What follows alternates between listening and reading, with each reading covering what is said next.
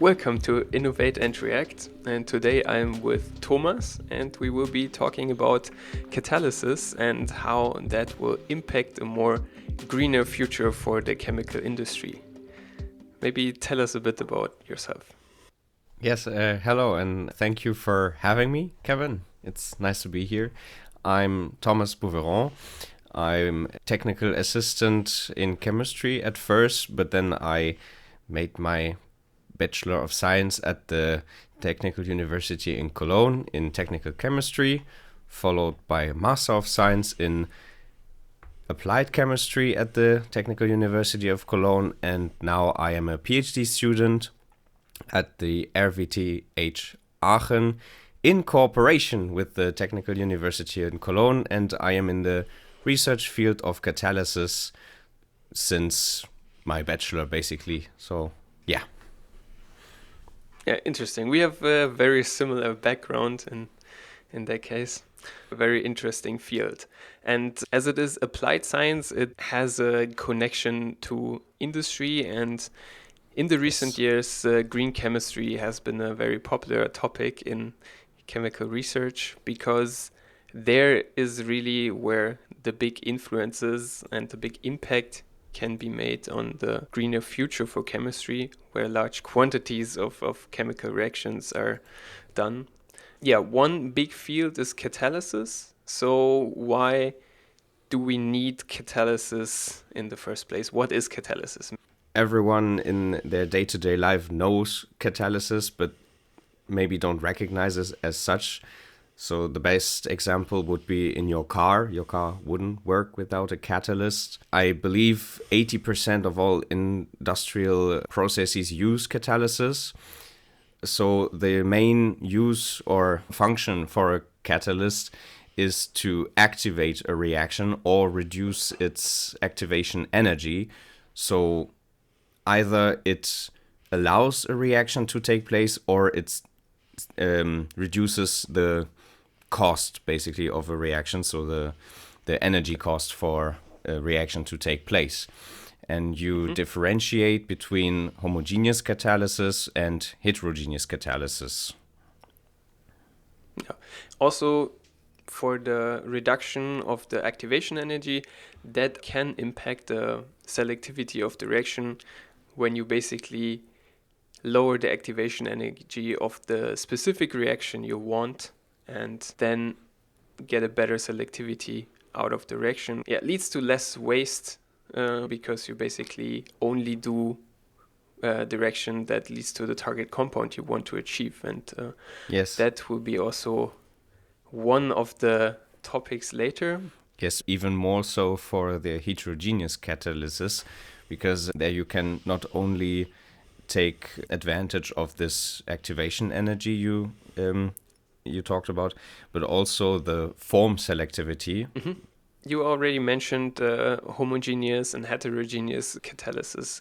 What is the main difference and why are they named homogeneous and heterogeneous catalysis? Yeah, so homogeneous catalysis is basically where the catalyst is in the same phase as your reactants, as your substrate. So if you have a liquid substrate, a liquid reaction, then your catalyst also is a liquid.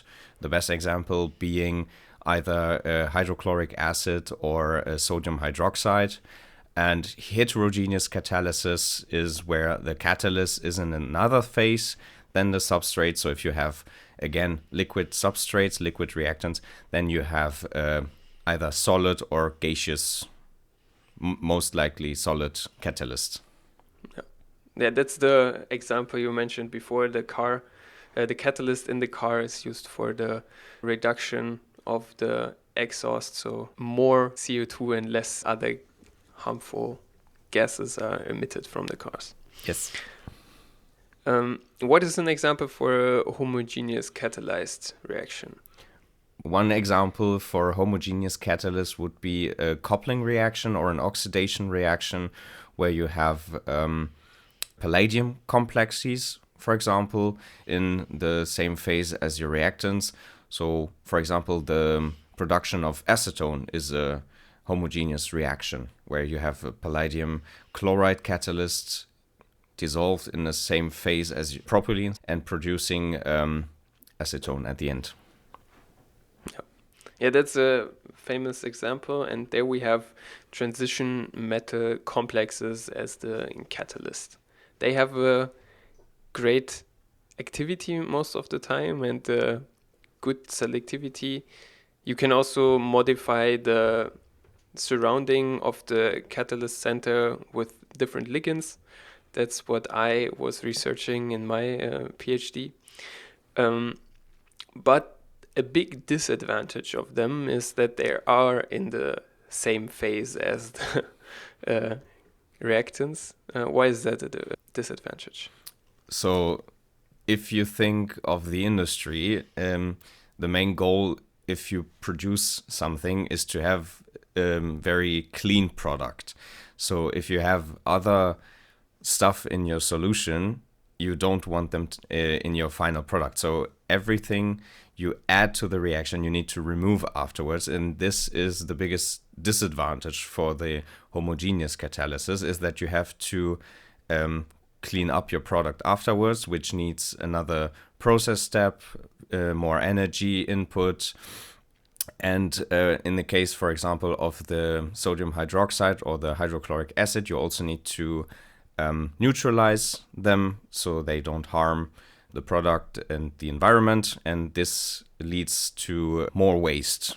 Yeah, and also the homogeneous catalysis, especially when you have precious metals like palladium or ruthenium, they can be very expensive, so you don't really want to leave them in your product cost-wise. Yes, because the definition of catalysis is that the catalyst comes out of the reaction unchanged.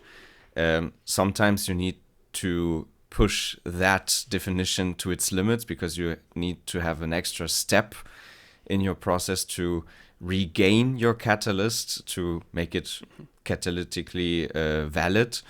So, and as you mentioned, the most expensive metals like ruthenium and palladium need to be removed and then recycled. For example, in the Wacker oxidation process, you need a copper chloride co-catalyst to regain your catalyst in its active form to redo the reaction, basically. And there you have the advantage in this reaction that products have a very low boiling point, so you can separate the products from the reaction mixture just simply by evaporating them and then condensing only the products out, which is easier. But when you have larger molecules that cannot easily be evaporated from the reaction mixture, you have to use very energy intensive methods to keep the catalyst in the reaction mixture and get your product out. And that is the main advantage of heterogeneous catalysis. What is a example for the we already had the car exhaust as an example for heterogeneous catalysis, but from the industry, one very famous one is the hydrogenation of double bonds, for example, where you use, it's again palladium, but it's a heterogeneous metal this time, so it's palladium on carbon more often than not. You have a catalyst bed of this carbon palladium in your reactor, and your product, your substrates go through the reactor with hydrogen gas, and both the substrate and the gas meet at the surface of the catalyst, react, and then leave the surface of the catalyst for your product. Mm-hmm. And then the catalyst remains where it is, since it's a solid and it can be fixed to the reactor. And then you have, for example, a fixed bed reactor, which the reactants go through, but the catalyst stays in place. And then you have a very easy separation of the products and reaction mixture from the catalyst. Yes, and one more advantage is, of course, that they are not immortal, these catalysts, these heterogeneous catalysts, but they last a long time. So in the industry, you say up at 6 months, it's getting worth it. And if you have to change your catalyst every 6 months or every year, then you can produce your product cost efficiently. And sometimes, so there are also different deactivation mechanisms that we will also touch on later again. What are typical mechanisms for the deactivation of heterogeneous catalysts?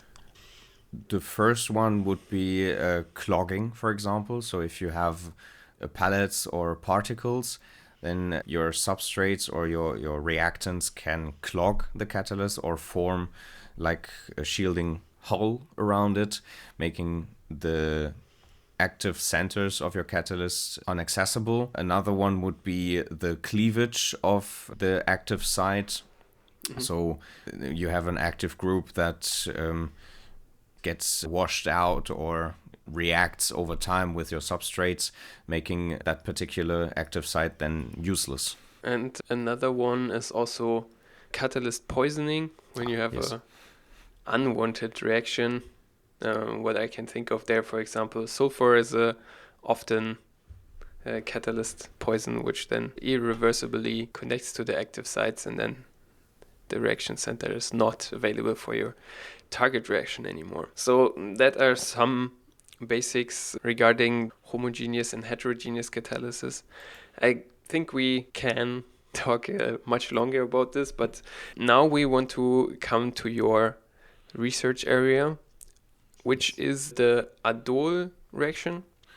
What is this reaction used for? So the Aldol reaction is a reaction where you combine two carbonyl compounds to form a new beta hydroxide carbonyl compound, and it is used in the industry for various products. We, for example, used the example of pseudo-ionone, which is usually made in the Carroll synthesis, but can also be gained through the Aldol reaction of citral, a terpene, as the name suggests, from citrus fruits, for example, and acetone, forming the pseudo-ionone, which in turn can be further reacted to vitamin A, for example, in the pharmaceutical use. You mentioned this other reaction. Is that also a catalytic reaction? Yes, it is. The Carroll synthesis, you use dihydrolinalol and ethyl acetoacetate at 160 degrees with a catalyst, and in a two-step reaction you gain the pseudo-ionone, which then can also be further synthesized to the vitamin A. The Aldol reaction, you save one step and have it in one reaction step from citral. Yes, so it's a direct reaction where you gain the pseudo-ionone in one step with the catalyst and the citral and the acetone. Yeah, so coming back to the green chemistry, this basically reduces waste and energy cost by reducing the amount of reaction steps required. Yes, because for every reaction step, you also have the problem of losing some of your substrate, because no reaction is 100% selective. So the more steps you have in a reaction, the less efficiency you have for your end product. The Aldol reaction is what you try to improve. How is that done commercially in the industry at the moment? So the Aldol reaction is typically catalyzed with sodium hydroxide, as we talked in the beginning, leading to all the disadvantages we talked about, and it is easily replaced with heterogeneous catalysts, which we try to do. And here I assume, when I was reading about this, I was wondering, why would I want to replace such a cheap compound as sodium hydroxide? I think it's one of the cheapest chemicals you can find. But in the reaction, it is a catalyst and is used in low amounts, or what is, are they used in high amounts? If you're talking about the large scale production, of course, there's a larger amount of it, and that's basically the problem. You need it's cheap, yes, but you need to neutralize it afterwards, and you get all this salt waste at the end. You need the neutralizing agent, and this further also leads to impurities in your product. This leads to further cleaning steps, more energy, more waste, also more cost, because you need more machines which need a place to go, which needs to be paid off, which needs personnel to look after. So yeah, all in all, this cleaning step is not that beneficial for the firm producing and wanting to make money. Then you tried to use the heterogeneous catalyst. Which catalysts are these?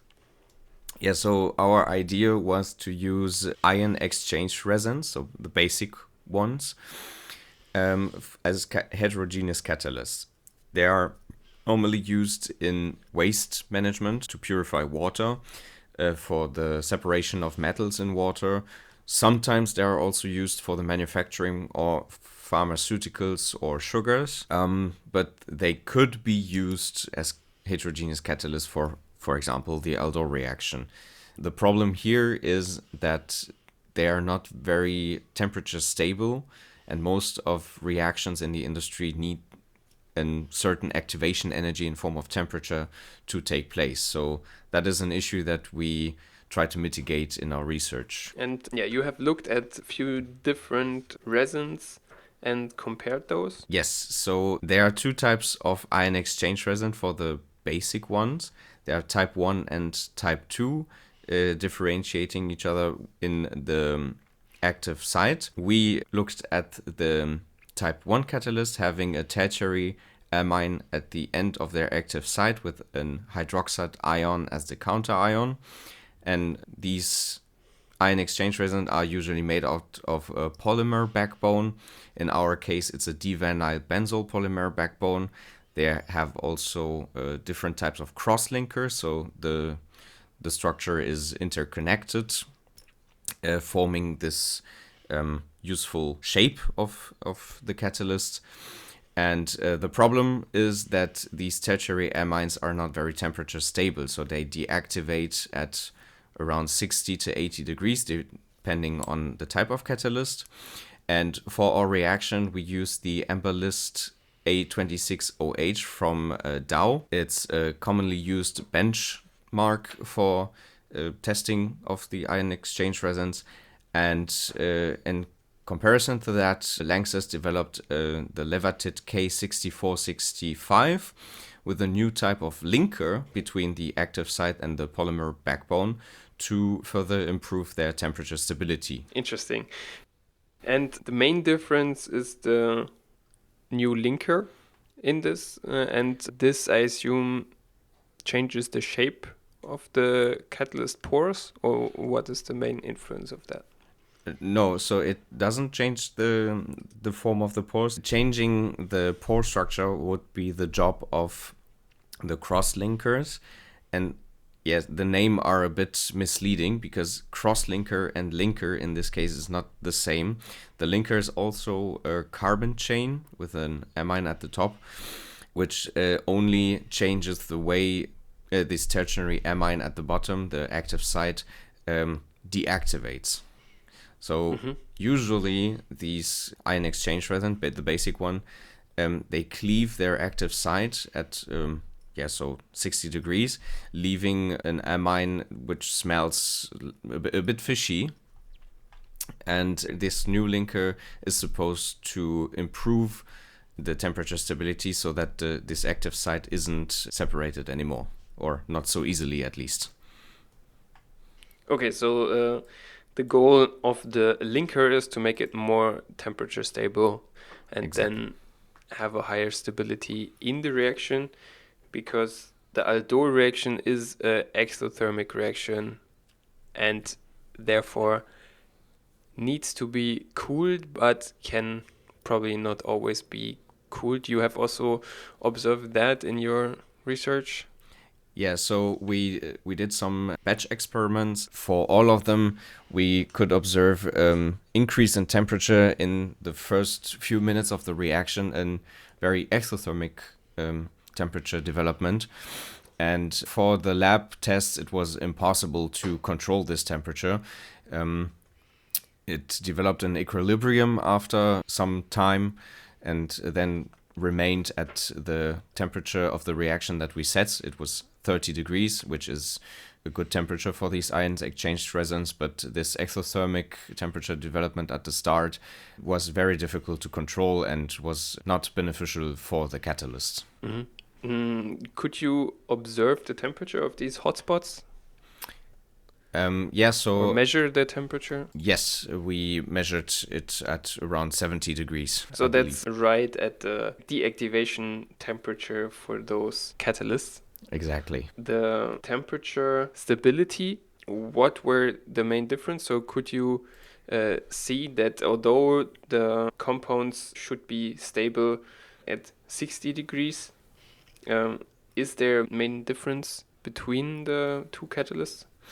Yeah, so having this longer carbon chain in the levated catalyst, we looked at the deactivation mechanism for this active site, which is in of itself also just another reaction taking place, which has an activation energy and everything.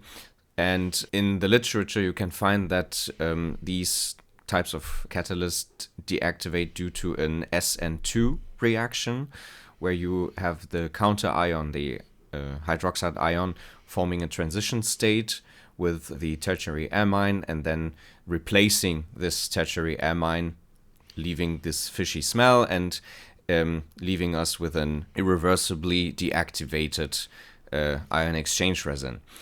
And for the levated specifically, we have another deactivation mechanism that can only happen to the levated because of this longer carbon chain, and that is the Hofmann elimination, where we have a nucleophilic attack on the beta hydride at the end, and that leaves us also with a cleavage of the tertiary amine and a double bond at the end. Second deactivation mechanism, which is not possible for the ambalist one, sounds like more ways that the reaction could deactivate. Yes, you would think that. If the deactivation energy for this levated catalyst would be higher in both deactivation mechanism, that would change the way the deactivation takes place and also improve the temperature stability. And that is what we tried to figure out. And for that, we did some long-term stability tests in a continuous operated fixed back reactor, where we took the same volumetric amount of ion exchange resins and then proceeded to run the reaction. And for the ambalist, we observed a hotspot formation, so an exothermic reaction was taking place at the bottom of the reactor where the substrate first met the catalyst bed. And we observed that this hotspot migrates through the reactor, so from the bottom where we have the intake of the substrates up to the output of the reactor, indicating a gradual deactivation of the catalyst ambalist A26OH. For the levated, there was a lack of this hotspot migration. So the hotspot was still forming, but at a bit milder, so at a few degrees less than for the ambalist, and this hotspot didn't migrate, indicating that the deactivation wasn't wandering through the reactor. So to further investigate that, we did some titration of the active basic site before and after the reaction, and we found out that before the reaction they had the same amount of active basic sites, so the active basic capacity was the same, making them very good in the comparison. And after the reaction, the ambalist catalyst lost about 25% of its active site, being explained by this migration. So the bottom rows of catalysts were already deactivated, and the levated, on the other hand, didn't lose any active site, so a loss of 0% of their active site, indicating that in fact this it wasn't as much affected from the temperature rising than the amber list. But then we faced another problem, being that the amber list was active for still way longer than the Levertit catalyst. So we observed another type of deactivation that we talked at the beginning. Our leading theory for that is a clogging effect. Mm-hmm. Also, what I find interesting is that the amber list seems to be more active because there's a higher temperature and that leads to more reaction that leads to a higher temperature, or is it just a better dispersion of the temperature and getting rid of the heat in the Levertit one? Because you said that there was a lower temperature in the hotspots. Yes, it's just a few degrees.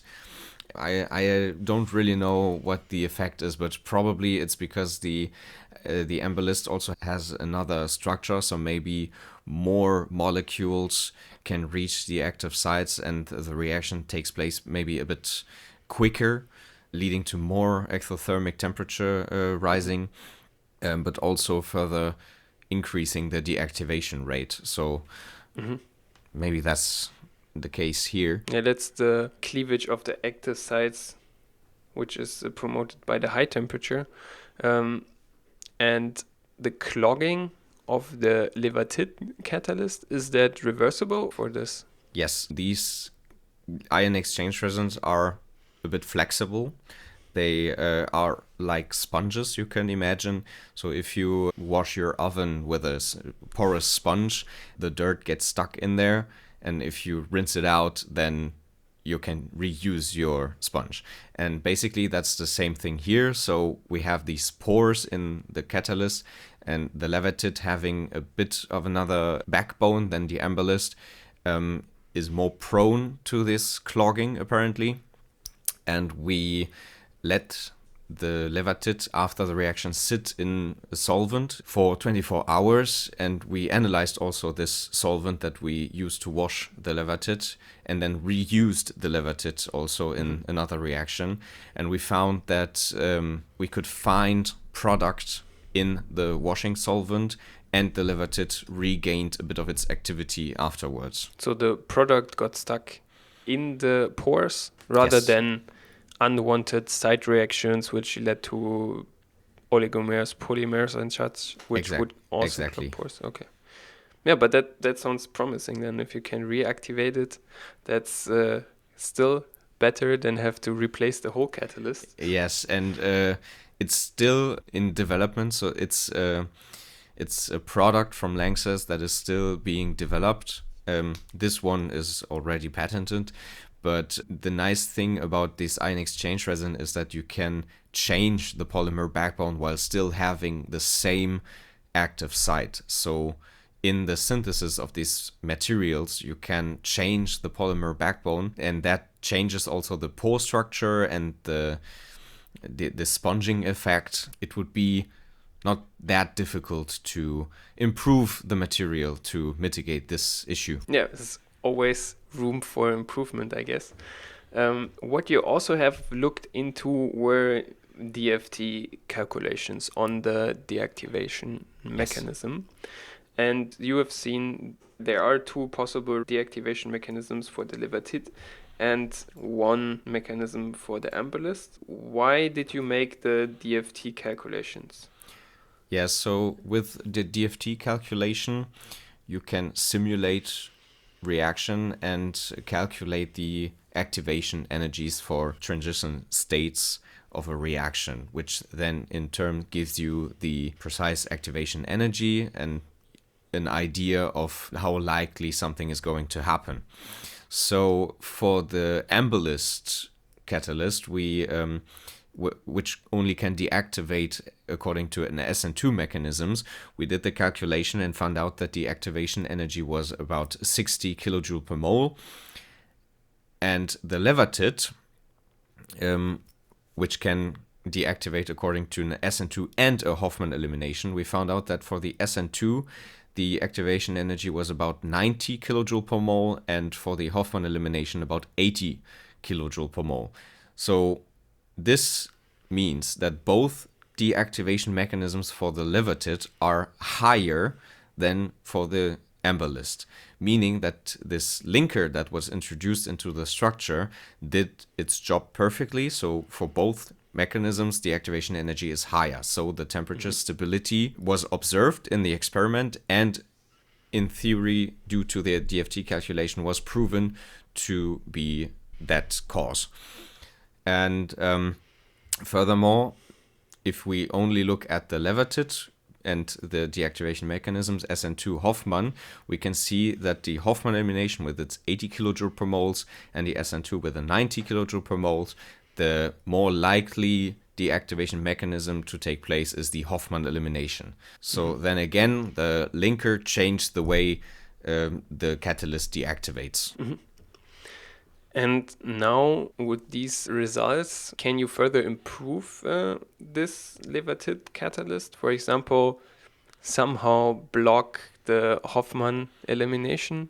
Is that possible? That's wishful thinking. So, no, you basically cannot stop the deactivation. It will always take place, I believe. But you can, as we did, further improve or make it more difficult for the active site to be separated. So, and that's what we're trying to do. So I cannot talk into too much detail on this, but we are still in cooperation with Lanxess. They are sending us more materials that we can test. We have a lot of research in the pipeline, and how it is now, this material would not be used in the industry because it deactivates way too quickly and the pore clogging is a problem. But if you could manage to stop the clogging, which is from the point of view now a much bigger issue than the temperature stability, because we've proven that, then it would be a valid substitute for the sodium hydroxide as a catalyst. In terms of reaction engineering, it is already possible to use such a heterogeneous catalyst for this reaction, or basically scale up your reaction setup. Yeah, of course. So what we did is basically what everyone does when you look at a new type of reaction, new type of catalyst. We started in a glass container, a glass flask in the batch system over a heater. We saw that it worked. Then we moved on to the bigger scale, which was our fixed back continuous reactor in the lab. And the nice thing about this reactor that we have is that it is only one step from the bigger plants. Okay, that sounds already very promising. Where do you see the future of these resin catalysts? Are there also other reactions you're looking into? So we specifically are not looking at other reactions right now, but this pseudo-ionone reaction with the citral and the acetone was only an example reaction for us. So every aldol reaction could be catalyzed by ion exchange resin in the same way that we did. So we only used this reaction because acetone is readily available, is cheap. Every lab has large amounts of it ready, and citral is also quite cheap. It's a green chemical being gained from citrus fruits, for example. And we could also say that our research was used for the pharma industry, making pseudo-ionone a precursor from vitamin A. So all in all, a very green process, which is in competition with this earlier mentioned chiral synthesis.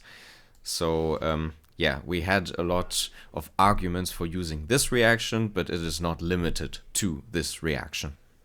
If this reaction would be implemented in the industry, it has a great potential for decreasing energy consumption for these types of reactions, because the energy intensive separation step does not have to be used in that case. And as we know that the chemical industry in Germany especially is struggling from high energy costs. So Yes. for the industry, this is very promising type of reactions.